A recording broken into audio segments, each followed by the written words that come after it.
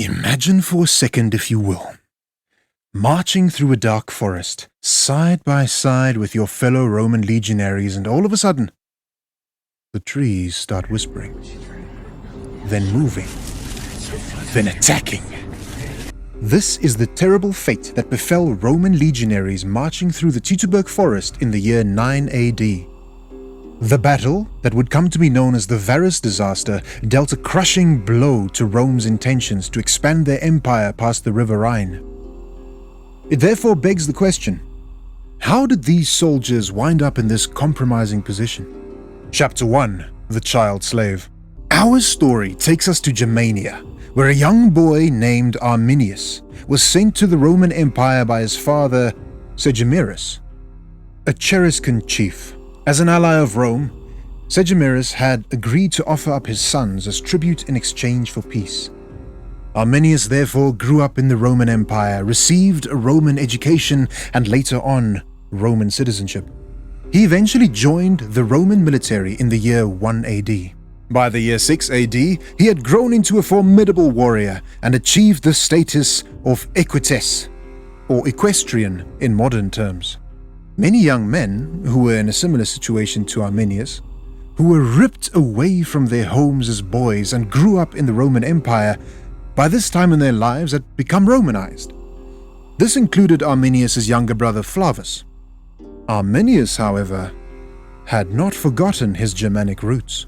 Chapter 2. The Turning Point. Between 6 and 9 AD, the Roman Empire had to move 8 out of the 11 legions that were stationed in Germania back past the east of the Rhine in order to suppress a rebellion that had broken out in the Balkans. Consequently, Publius Quintilius Varus, who was serving as a general under the Emperor Augustus, was left with only 3 legions to face the Germanic forces. Each of these legions had 6,000 men, totaling 18,000 altogether. Arminius recognized this as an ideal opportunity to challenge Varus. In the autumn of 9 AD, Arminius, now 25 years old, delivered a report to Varus, falsely claiming that a rebellion had broken out in northern Germania. Using cunning persuasion and after facing opposition from Varus's advisors, he convinced Varus to redirect the 3 legions under his command in order to stomp out the alleged rebellion. Chapter 3. The Battle. On the morning of September 8th, the Roman army packed up their camp and continued their march through the dense forest of the region. This thick forest slowed their progress and stretched the army out over a considerable distance. Arminius now had the task of guiding the Romans towards Kalkriese, where the Angrivari lay in wait, ready to execute on ambush. To achieve this, the Bructeri, another Germanic tribe that was allied with Arminius, launched an attack on the Roman army during the late morning. The Roman column was now dangerously stretched out, spanning between 15 to 20 kilometers. In this vulnerable state, they came under assault from Germanic warriors armed with swords, large lances, and narrow-bladed short spears known as freme. The attackers encircled the entire Roman army, showering them with javelins. This was a brief skirmish intended to wear down the Roman troops and inflict maximum damage to their supplies. The Bructeri swiftly retreated, possibly taking Cherusci spies embedded in the Roman ranks with them. As they say, when it rains, it pours. The situation worsened for the Romans as a torrential downpour began. Unable to make progress, Varus ordered his army to establish a camp. After the camp was built, Varus convened a war council. Initial reports suggested only minor casualties, but the baggage trains and scout cavalry were identified as particularly vulnerable. In an attempt to escape, the Romans undertook a night march.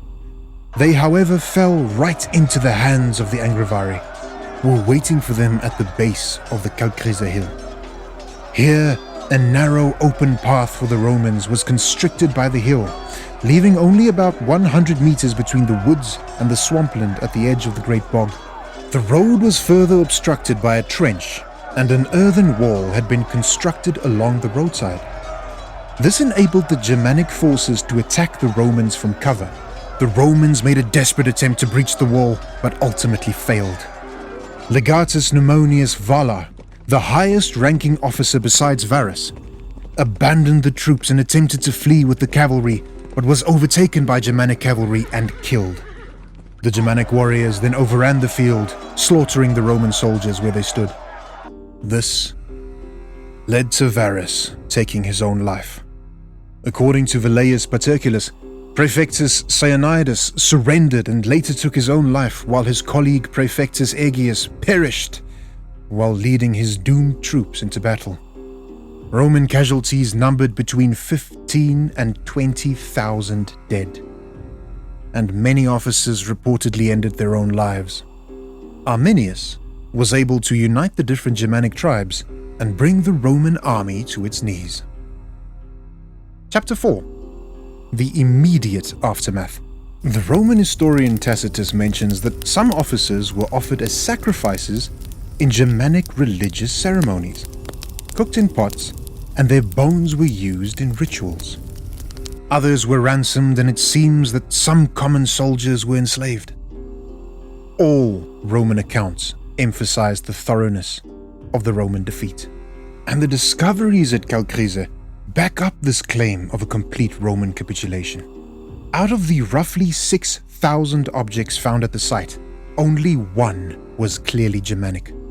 The lack of Germanic relics could, however, be explained by the fact that the Germanic warriors would have taken their dead with them in order to be buried with their weapons and riches alongside them. Moreover, many Germanic soldiers were deserters from the Roman ranks and wore Roman armor, making them appear Roman in archaeological excavations.